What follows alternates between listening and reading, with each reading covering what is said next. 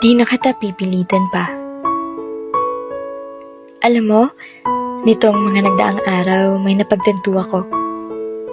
Kahit kaano mo pa pala kamahal ang isang tao, di yan kasiguraduhan na ganun din siya sa'yo.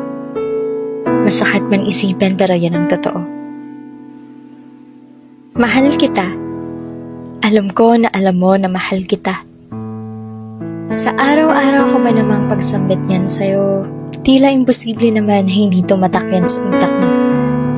Gusto ko nga palagi na ikaw ay mapasaya, kaya sinasabayan ko ang trip mo para ikaw ay mapatawa.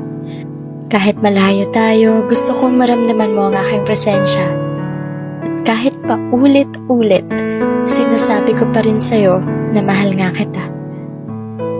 Walang araw na di kita binabati ng magandang umaga. Walang araw na di kita pinapaalalahanan na kumain ka na.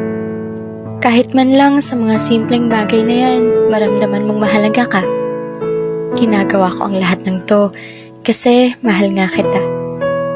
Buong puso pa rin kitang iniintindi kahit minsan napapagod na rin ako ng konti. Hinihintay pa rin kita kahit mapuyat man ako. Baka sakaling magparamdam ka man lang o ipaalam kung nasaan ka man dako. Humahanap pa rin ako ng rason para ipaglaban ka. Kahit minsan, nararamdaman ko na parang okay ka naman kung ako'y mawala na. Kasi sa isang sorry at paliwanag mo, nakakahanap pa rin ako ng dahilan para manatili sa'yo. Kahit alam ko na di mo man lang ako nabibigyan ng oras at importansya. Ewan ko ba, pero hinihintay pa rin kita. Ni wala kang alam na natutulog akong umiiyak. Umaasa na baka ikaw sa akin ay tumawag. Pero ayos lang, naiintindihan kita kasi mahal kita.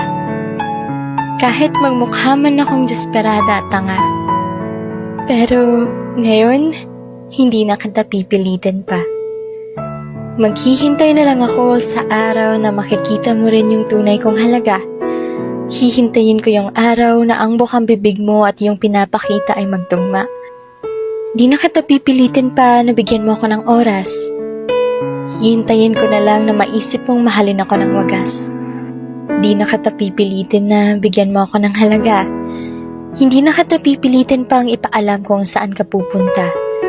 Hindi na kita pipilitin pa na hanapin mo man lang ako.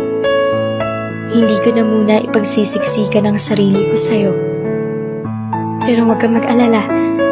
Mula ngayon,